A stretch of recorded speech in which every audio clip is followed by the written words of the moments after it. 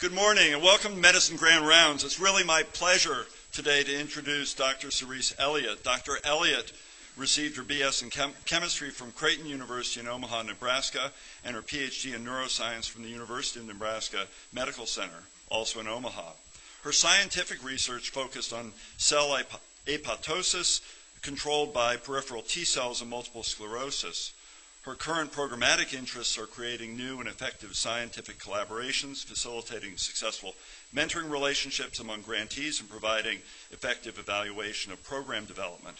She's published widely and has served on a number of NIA and NIH committees and work groups. She's previously held positions at the NIH in the Office of Intramural Research and the Office of Extramural Research for the Office of the Director from 2004 to 2008, where she was a liaison with nonprofit organizations, patient advocacy groups, drug industry, and individuals to effectively and creatively disseminate NIH policies and programs to stakeholders.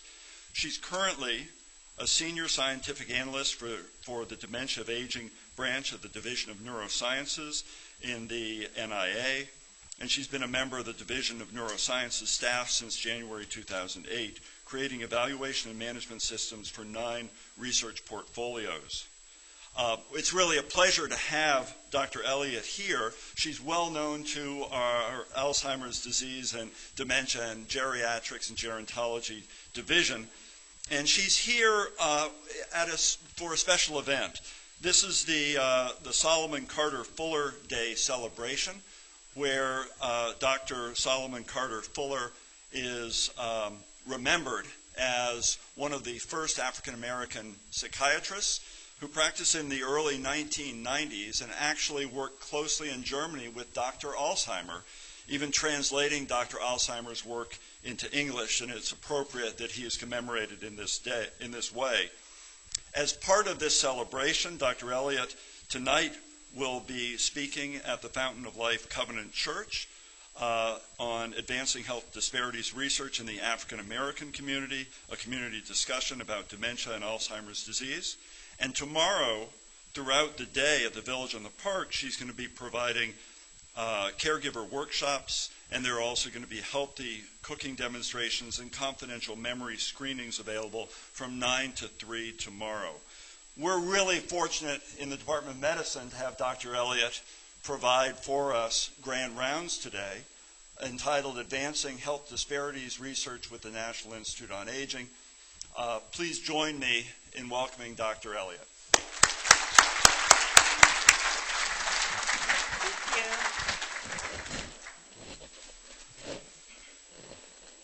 All right. Good morning, and thank you for having me here. It's my first time in Madison and first time in Wisconsin, so I get to check that off the box.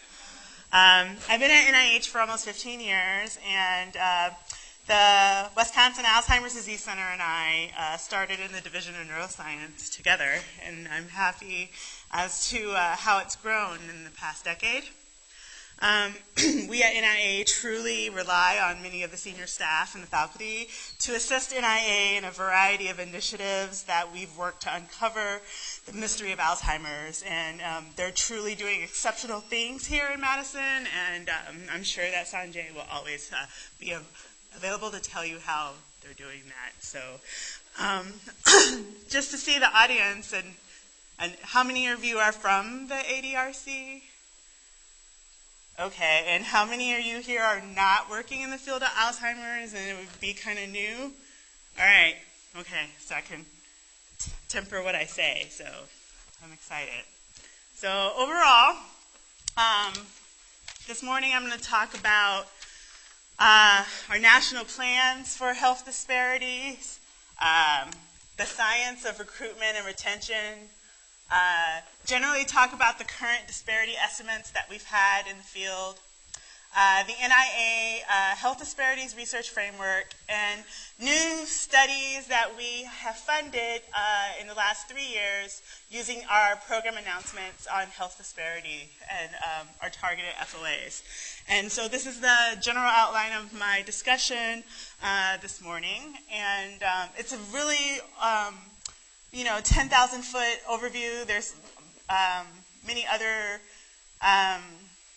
ethnicities and things I could have talked about, but I'm just kind of giving you a general overview. So I always can be invited to come back and do another one, and talk some more.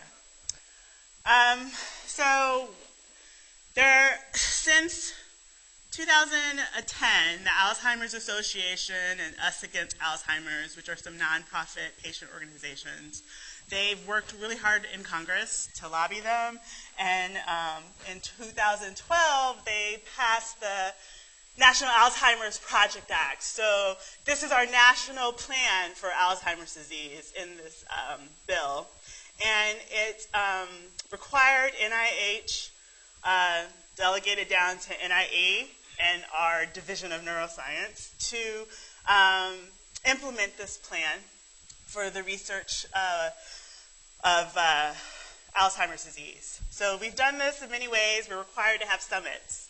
So we've had summits in 2012, and NINDS, who is our partner IC at NIH, they did Alzheimer's disease and related dementia summit in 2013.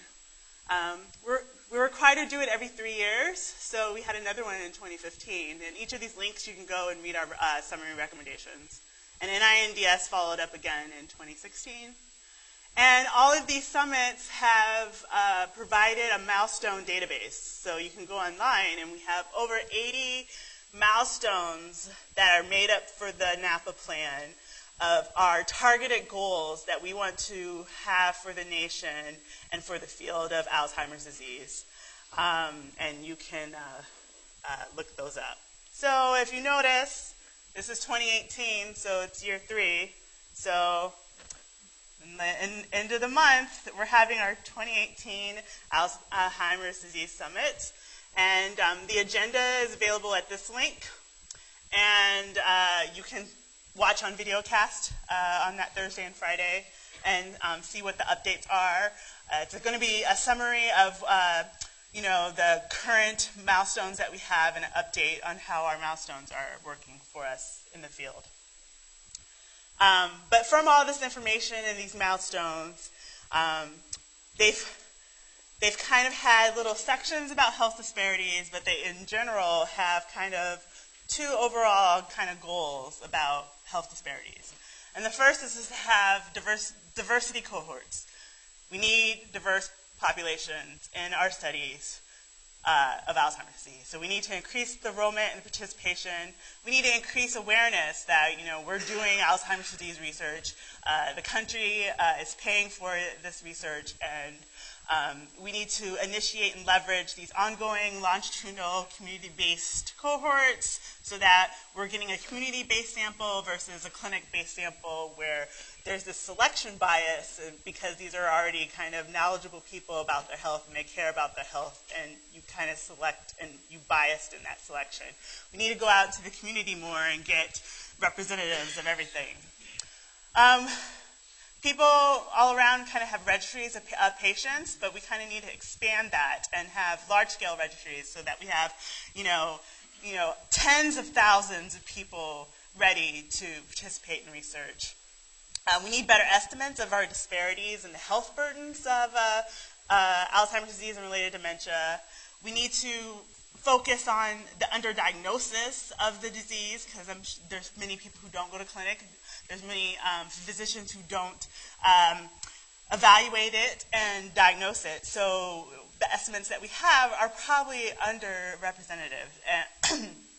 Also, we need to, in the years that the researchers have been focusing on amyloid and tau, they've realized that when someone comes in at 70 to the clinic, it's probably too late. They have some underlying pathology 20 years prior to that. So we need to start studying the life course risk factors. How are individuals living their life, and how is that affecting them in their 3 decades prior to showing up to clinic and having signs of a disease. Then we need to have new people start doing Alzheimer's disease research. There's lots of data out there that isn't being utilized. We need data scientists, computer biostatisticians, and lots of cross-disciplinary expertise that would be helpful in working with this data. So this is all about diversity cohorts. The other is to improve methods and tools.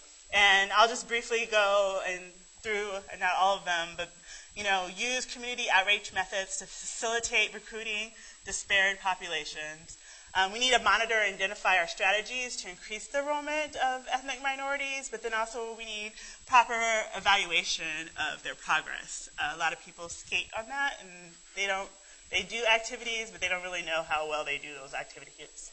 And you need to network with the community and the leaders and build those beneficial relationships and educate people about Alzheimer's disease and what they need to do. So those are the general kind of two themes of all the recommendations for health disparities at these summits and of these plans. In addition to that, in 2014, my office published a study that's in health affairs right here, and we started thinking about the national strategy due to NAPA plan. And in general, there's 150 clinical trials and studies about Alzheimer's disease.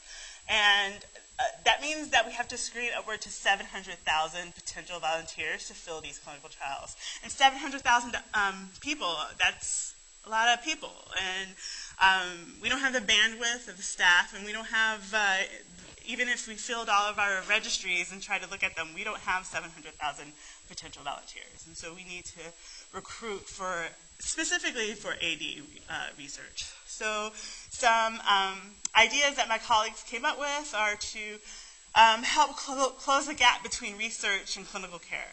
So at NIH, we're totally about these medical departments, about research, academic research institutions, and we kind of aren't focused on the physicians and educating the physicians about certain diseases, even if it's cardiology or if it's diabetes. We're like all about the science and the researchers, and so we have to play a role in building that, closing that gap between the research and clinical care, and educating the physicians on how to identify subjects and to refer them to clinical trials. I already mentioned earlier about using and expanding the existing registries and making them more efficient and more robust. Modified trials to increase access to studies for the participants and caregivers. Also, we need to increase the awareness through the community and build trust, and also the theme, build relationships with the local and underrepresented communities. Because without awareness, they're just sitting at home suffering, and they didn't know that there's all these resources available, even at the city or county level or at the local institutions. So that was in 2014, but then the Alzheimer's Association had to have their own thing, and they worked with us in 2016 and kind of started the conversation again. It's a hard conversation. How do we increase recruitment? And so they came up with pretty much the same challenges, physician referrals. Also, we're shifting the timeline that we're wanting to look at people. So we're going to earlier stage of disease, the earlier age groups, people who aren't having clinical symptoms, and we're trying to talk them into participating in studies of Alzheimer's disease. So that's like a whole new messaging that we have to develop to have people understand that. So one of their big action plans is to have a national media campaign to increase the public awareness. One of the strategic solutions they came up with to have core facilities specifically focused on recruitment. And that particular solution kind of interested me a little bit because the NIA, we have Alzheimer's disease centers, and we have 30 across the country. And there you are right there. And of these centers, is each of the centers have an outreach and recruitment engagement core. Some of our centers have been going on for 30 years. So the idea of having a core facility as a action plan in this document was kind of jarring because these cores have been responsible for organizing and executing diversity-related activities and all these recruitment activities for years. And so really they're our front line right now that we're funding to have events in the local communities, write publications about recruitment, write education material about Alzheimer's disease. They write grants about recruitment and retention. They make materials. They make the contacts. They collaborate with all the community groups. They have meetings, many meetings every month, twice a month.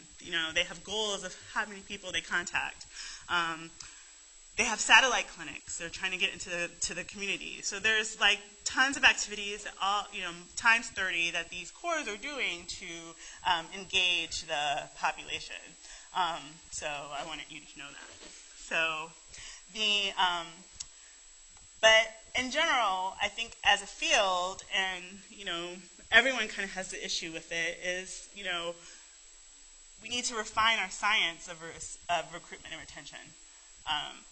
Especially if we're going for diverse populations, there are many things that you need to consider, and it's going to take time. It's not just a letter campaign. It's not just a one-off, community meeting. It's a commitment. It's an institutional commitment. You need to think about people's values and beliefs. You need to know and understand your collective history, especially when you're changing institutions and you're going to go to a Johns Hopkins. And how do Baltimoreans really feel about Johns Hopkins? And, no one really, you got to know that history to understand, the slights that other communities have, how they distrust them. You have to understand that when you're building a relationship with the community.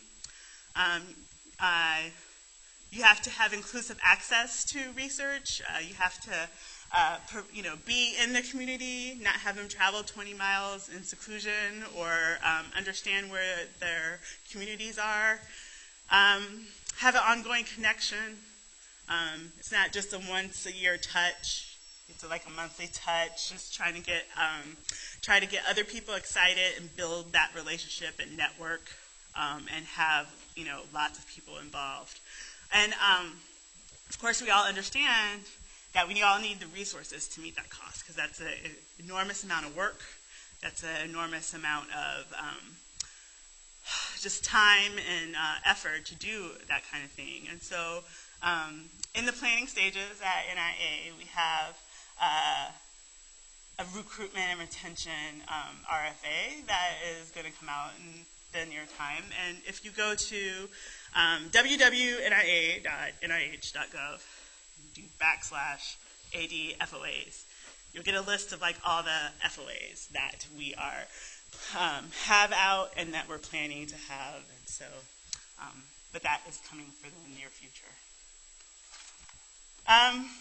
So that's kind of the background of that, and I'm going to talk about now some of the disparities in AD and cognitive impairment and decline, statistically or historically, what we kind of know this far. African Americans are 2 times more likely than whites of the same age group to have Alzheimer's and other dementia. And it's like, for me, a lot of people use that statistic, but they don't know how that statistic came. That statistic came from only one study. It came from Adams. It's the Aging Demographics and Memory Study. It's part of a larger study. Does they know about the health and retirement study? Okay, because I'm so insulated, I just know about aging, so. But it's an ongoing national representative cohort study of individuals born in 1954. It's designed to investigate the health, social, and economic implications of aging in the American population. And it began in 1992. It's a survey of over 20,000 people. And they have waves of contact, and there's a large large database. They have training. So if you Google health and retirement study, you can see the website at the University of Michigan and learn more about that. But ADAMS is a stratified random subject sample of this 20,000 people into 770 individuals that were aged greater than 70 from 5 cognitive strata, and it was defined according to scores on a cognitive measure completed by the participant themselves or a proxy. And these measures were from 2000 or 2002 interview, and the race and ethnicity were self-reported. So from their analysis, 21.3 African Americans compared with 11.2% whites were demented. And this was a design-based Pearson chi-square indicated that the significant association between the racial groups and the diagnosis, which is barely significant at a 0.05. But for the last 10 years, this is the estimate that we have chosen we have this one representative study to say that African Americans are more likely than whites to have Alzheimer's disease. So you can look that Potter up publication up in 2009. My other statistics that we're going to talk about is from a special report on race, ethnicity, and AD that was commissioned by the Alzheimer's Association as part of their facts and figures.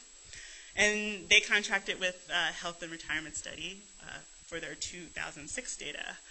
And they wanted information about, prevalence and cognitive impairment in whites and African Americans and Hispanics. And in this table from the special report, the proportions of whites, African Americans, and Hispanics with cognitive impairment are for 4 age groups. And the prevalence of the cognitive impairment is higher in the older versus the younger age. Then this data from the Health and Retirement Study of 2006 lends additional support that African Americans are 2 to 3 times likely more than whites to have cognitive impairment, and that these differences are greater in the younger population than in the older age groups. Because here at 55 and 64, African Americans are about 4 times likely, and Hispanics are 3 times likely. And as they're older, the plus 85, that goes down to African Americans are about twice as likely than whites, and the Hispanics are about 1.6 more likely than whites to have cognitive impairment. So ADAMS, like I said, 10 years later, we're still using, is the only study that attempts the national prevalence of AD and dementia by race and ethnicity. And in that study sample, the Hispanics they're Hispanics in HRS, but they're too small to provide any valid estimates. And so the report went on to look at, try to find some other studies in the literature that can provide a prevalence of AD in age-specific subgroups of older people, be a population-based sample that has one or more racial and ethnic group, and conducted some kind of standard evaluation to identify the people with AD. And there's only one study out there. It's the Washington Heights and One Columbia Aging Project, also known as YCAP. And the prevalence of Alzheimer's and other dementias are higher in older versus the younger age group again.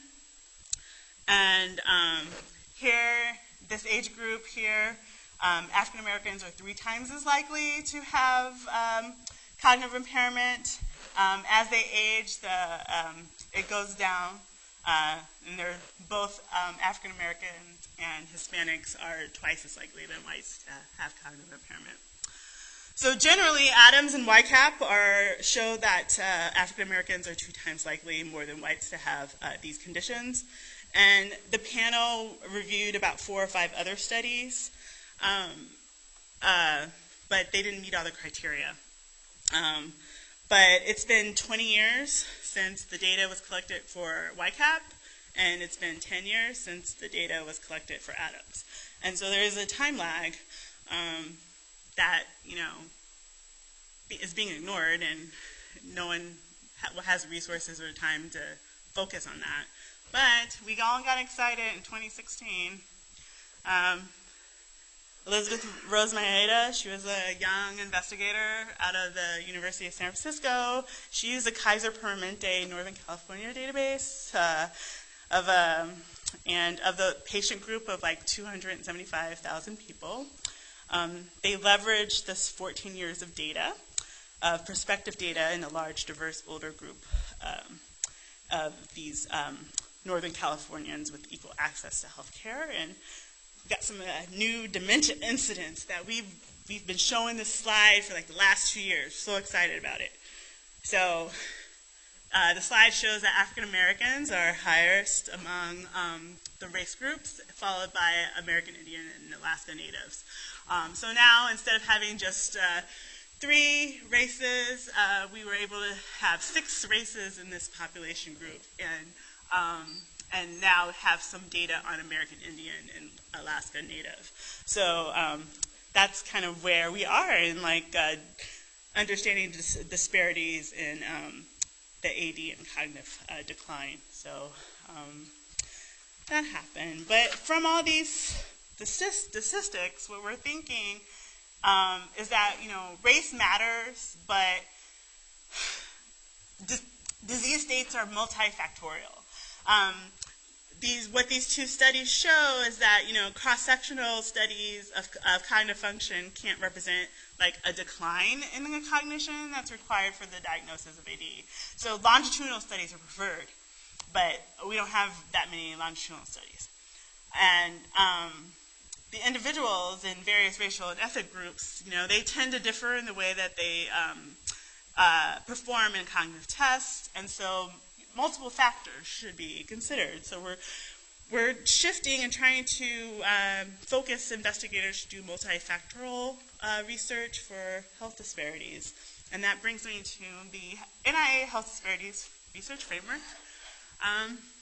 It was started in 2015 to think about a new way to frame research, and it designates a priority population.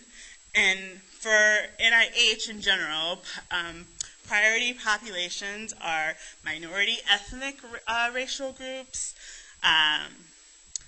those that experience poverty on the socioeconomics differences, sex gender minorities, and rural and urban populations. So the framework has helped us agree on a level of analysis for health disparities research. And we're trying to do the contextual resources of risks that are embedded in environmental, social cultural, behavioral, and biological environments, such as close proximity to interstates, social cultural, what are your norms and your beliefs or your responses to activities, your behavior, such as are you a substance abuser, do you have poor nutrition, do you not walk, you just sit and you binge watch Netflix like all day long. And then also what your biological factors are, what are your protein aggregates that form inside your nerve cells and things like that. And so in essence, we're using this framework to call for proposals to think of new pathways and into understanding health disparities. And so I go back to the Alzheimer's Association special report, and where you start to look at some of these multifactorial things. So in this table, you're still considering race, white, African American, Hispanic, but then you start to consider the socioeconomic characteristics. And so when you look at the cognitive impairment, you see that the percentage of whites, with cognitive impairment have the greater characteristics of education below 12 years. But you see in African Americans, that's 76%, and then with Hispanic, that's 89%. So there's this difference of level of education and by race and of whether or not they're cognitively impaired. You see the same kind of relationship about income and a little bit in whether they lived in a rural area, but not so much when they were at the time, if yes or no, if they were born in the United States. So when you look at the disease with additional factors, there's still more story to be told about cognitive impairment. In addition, if you look at not economics, but you look at disease states, like what are their comorbidities, you see that high blood pressure has an effect. If you look at with cognitive impairment, it's a little higher in whites. It's 80% for African Americans, and it's 68% for Hispanics. And you get some additional increase in diabetes and strokes, but not so much in cancer. But again, it's a more interesting way to look at the data about health disparities. This publication from 2011 is from the Sacramento Area Latino Study on Aging, SALSA as it's known, and it's Northern Californian Latinos. And in this graph, the participants with high SES showed the highest probability of dementia-free, of survival-free dementia. And so your higher SES versus if you were a low SES. And even low education still makes your probability even lower. So we're trying to expand the factors that people are studying the disease.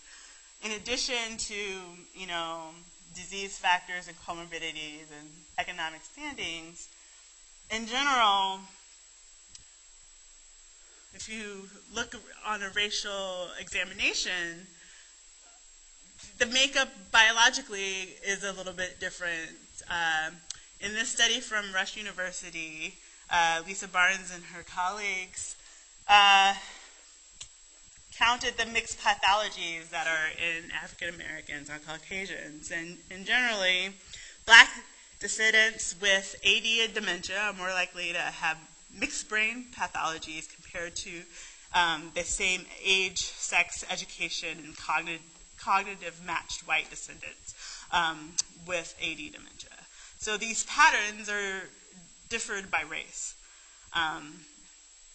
It was most common, Alzheimer pathology with Lewy body was 2 times more common in blacks than in whites.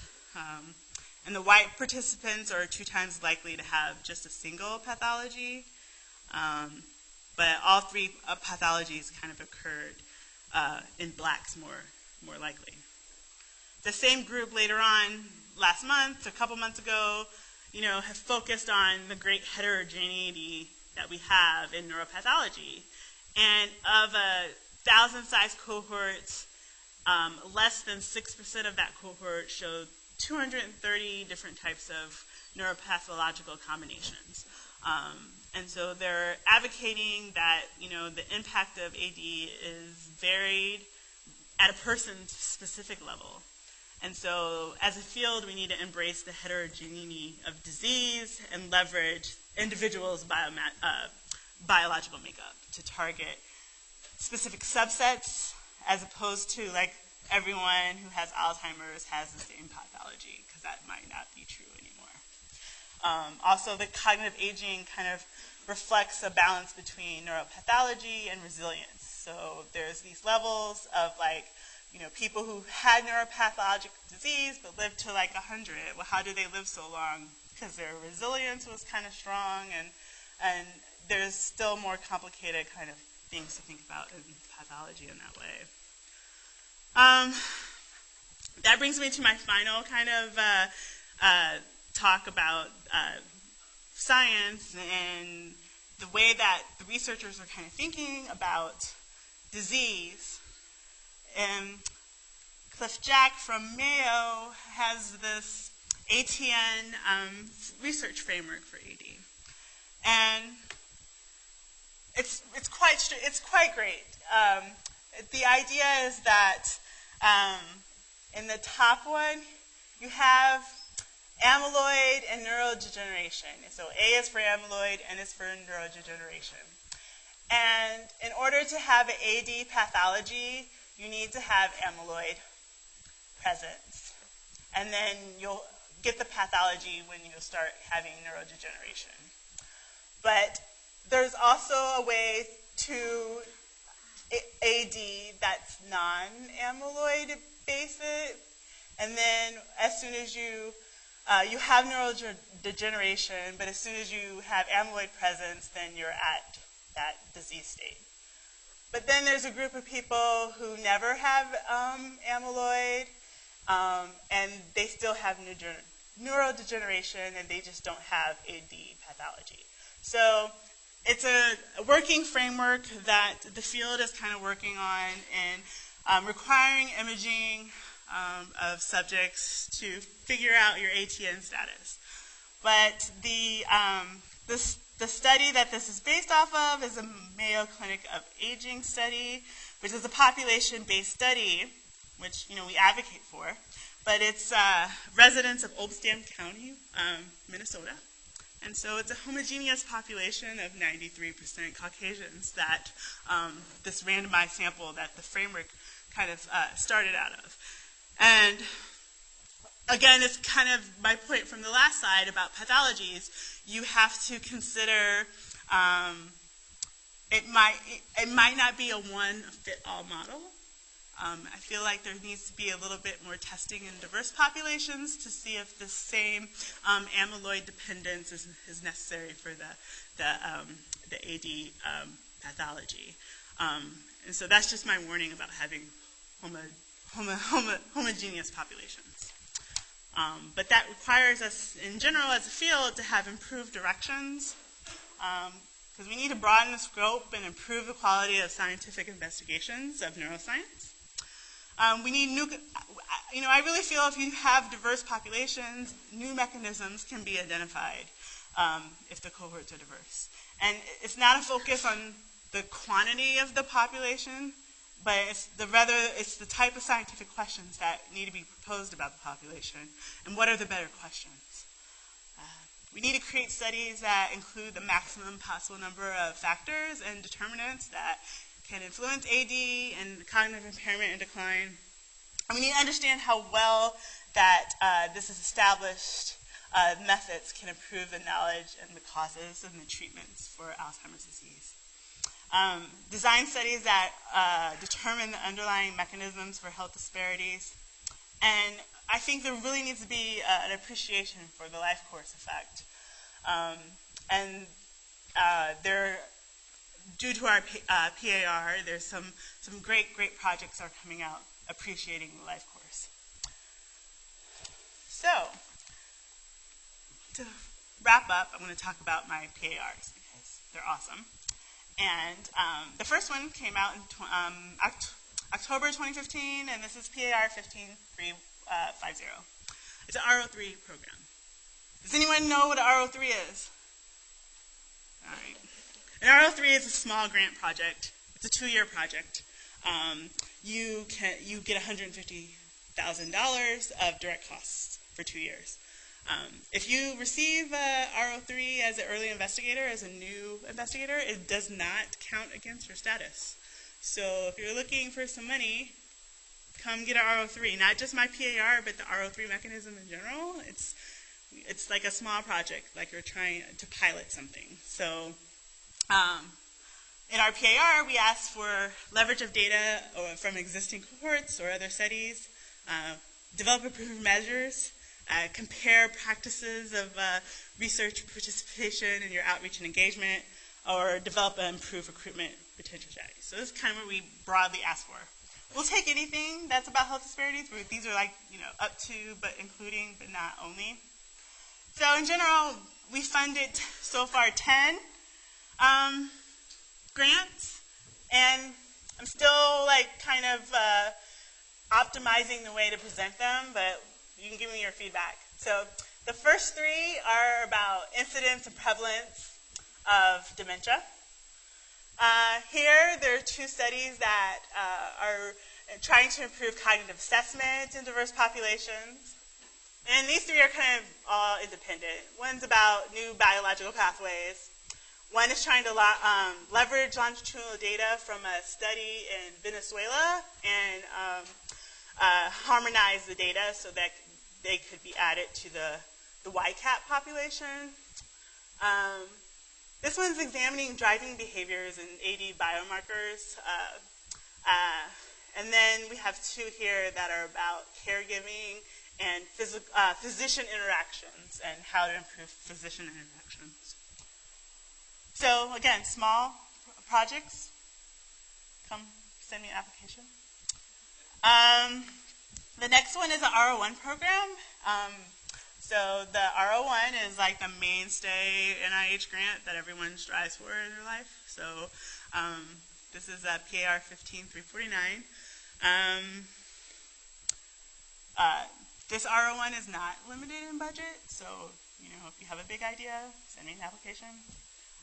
If you didn't know, NIA has like $1.5 billion to give away for Alzheimer's disease, so we have money.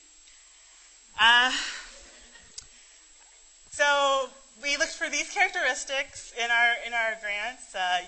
Again, it's pretty much the kitchen sink. You have an idea about Alzheimer's disease and health disparities. Come on. So again, I'm experimenting with the way that I'm presenting this, but we have funded 21 R01s. And this first group here, they're kind of identifying risks and prevalence in dementia. This one's in Mexican Americans. This one's trying to do risks and migration patterns of the Mexican Americans. New estimates in general. This one's trying to do a gender-based assessment. The next group is here. This one's embracing the life course approach. It's trying to understand blood pressure control from young adults and how it contributes to cognitive impairment. There's some biological pathways among Mexican Americans here. How your dietary quality and your brain health among Puerto Rican adults. And this one is trying to assess healthcare and treatments and how people are responding to those treatments. This one is how to improve patient care. Then I have 3 that are kind of imaging based, which I'm really excited because if you knew from how I explained the JACC paper, I really want more people of diverse backgrounds to be imaged. And so this one is imaging for African Americans and Hispanics. I think this one actually is it's an offspring study of YCAP that I talked earlier. So they're going back to the offspring of the YCAP cohort and monitoring their children to see how they're imaging and following them through the life course. So it's kind of a life course, and then it's a familiar kind of compilation in that project. This one is an MRI quantification of 2,800 Latinos. This is leveraging the SOUL study. That is a study of 2,800 Latinos. It's actually more of a cardiovascular study. It's a NIH LBI grant, and we're leveraging that opportunity. And then this one is brain amyloid and tau to explain ethnic disparities in dementia. So these 2 kind of go with environment. This one's doing trace minerals and telomere links in DNA. And this one's trying to do genetic risk factors. into the late onset AD and doing polygenomic risk scores. That's what that one is. So that's like 15, so I have 6 more. So I decided to do it this way. So this one's geographic disparities in AD. Then what about modifying some kind of lifestyle factors? This one is a culturally tailored dementia education intervention, which was really cool. It's out of New York City. A guy out of Columbia, and they're doing a hip-hop education in like 3,000 New York City kids, and they're going to measure how well they communicate to their parents about dementia, and if they make like any kind of inroads with the patient or with their parents and their grandparents about education. And this one is to estimate costs about patient care and quality. So, and then I have these 2 red ones. They're red. I could say they're Husker red, but they're really Badger red. So these 2 are from Dr. Gleason and Dr. Kine of the ADRC. Dr. Kine is working to examine exposure to socioeconomic contextual disadvantage. And she has this great index that if you're not familiar with, then I won't belabor it because she can tell you way better than I can. And Dr. Gleason is working to disambiguate associations between risk factors and resilience. And again, she's right down here. She can tell you more than I can. But these are my 21 R1s about health disparities. I'm really excited. Those RFAs are open until the June 5th deadline. So if you have any more ideas at Wisconsin about health disparities, and we're more than welcome to take your application. The field, as an institute, we're open. The patient groups have advocated, and we have fundings, and we have over 70 FOAs that we're trying to spend the money that we have, and I would like to have as much as of that focused on health disparities, so that we could advance that in general. So that's the end of my presentation, and I'm open to questions. I'll try to answer.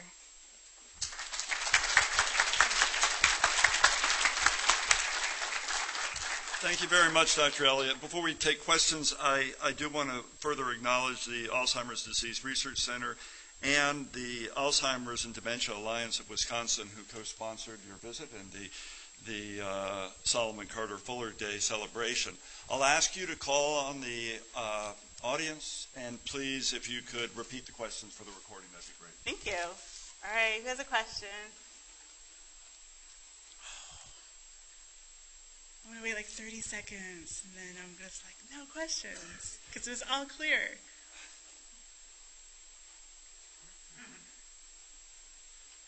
Yes, sir. Is there a hesitancy to participate in research among African Americans and Hispanics regarding Alzheimer's? Okay. His question was, is there a general hesitancy from African Americans and Hispanics in participating in research?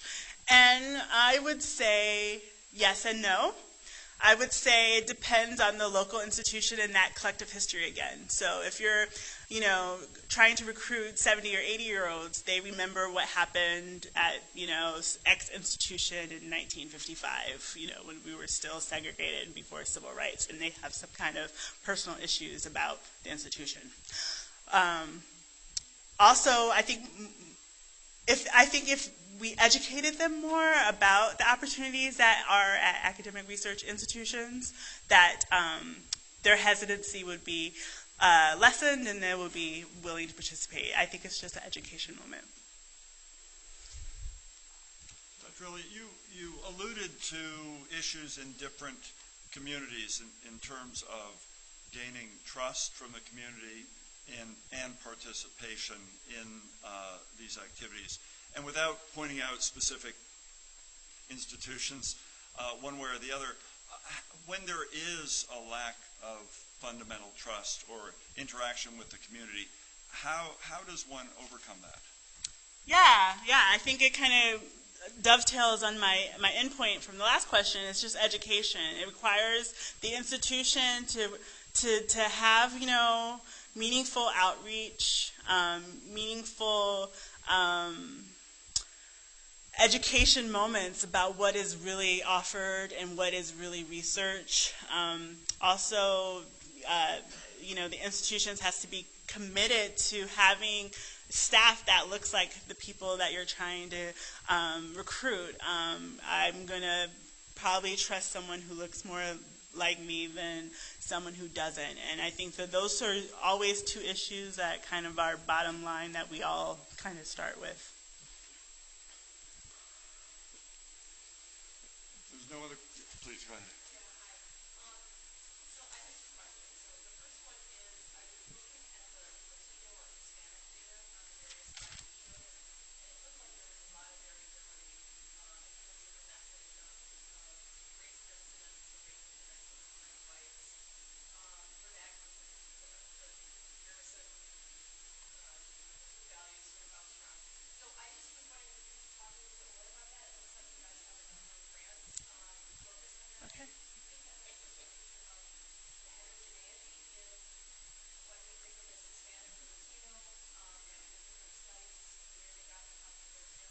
Okay. The questioner is asking about the heterogeneity of the Hispanic kind of values and incidence of dementia, and my answer is, one, yes, you might be correct about maybe there needs to be a drill down of the different Hispanic groups as opposed to lumping them together. But then also there might the variability also happened like on the way that the age broke down. So like the older groups kind of reacted differently than the younger groups. And so that kind of goes back to the whole, it might just not be like the racial explanation. It might be more about what other factors are Hispanic groups undertaking than the other groups. In a younger population, how are their lives different in the lifestyle as opposed to when they're older? And I feel that kind of more explains the heterogeneity. We don't have enough factors.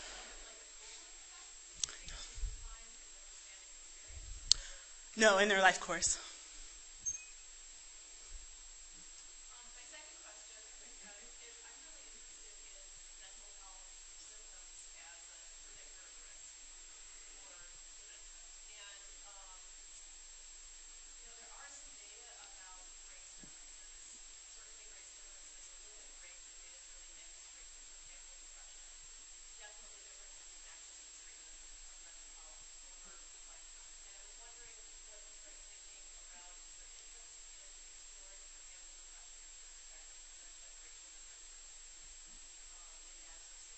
Yes. Send me an application. You're welcome. Well, if there aren't any other questions, I would like to comment just that, and maybe this is a bit of a question, in terms of communication between investigators and your institute and the NIH in general. The NIH almost seems like a monolith. And we've had Mike Lauer here, who was one of my interns way back in the day. Oh, wow, yeah. And having yourself here, kind of putting a face on this monolith of the NIH. And do investigators in general communicate enough with program officers like yourself or others, and how better we can increase that communication? Mm-hmm. So it seems to me it's better. Here you are. The irony is, you say, I got money. Submit grants. I can't say that all the time. I understand that, but yeah. But any suggestion in terms of scientists and their interaction with the NIH? Yeah, I think one thing that one of my colleagues, when we go around to conferences, if you don't apply, you don't get a grant. Kind of like playing the lottery. If you don't get a lottery ticket, you're not going to win the lottery. That's number one. The other thing is, I know there's a lot of information. Like there's lots of policies and rules, and I just feel that there's a lot of opportunity to get an award.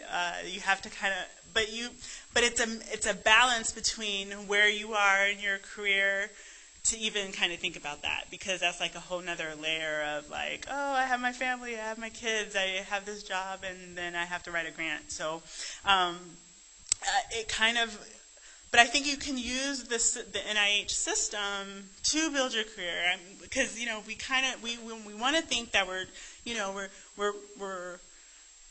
supporting you throughout your career. There's opportunities for you to get awards when you're in grad school, and when you're mid-career. When we write it out, literally it looks like really simple, but I understand it. But I tell people the last 10 years, don't be afraid to call your program officer. That's why we put a scientific contact on every announcement. Will they be responsive? I can't guarantee you that, but the fact that you're asking and you don't do it once and, they rejected you. They didn't reject you. It's just that you're one of many, and you could just try again. When you go to conferences, most NIH employees are at these conferences, like neuroscience and GSA and AAIC. We're here, and we'll always take time. That's our job, is to take time with you and give you feedback. So we're just people too, and you can call us. So it's good. There you go. All right. Well, with that, we need to close. I want to thank Dr. Elliott for now. Thank you very much.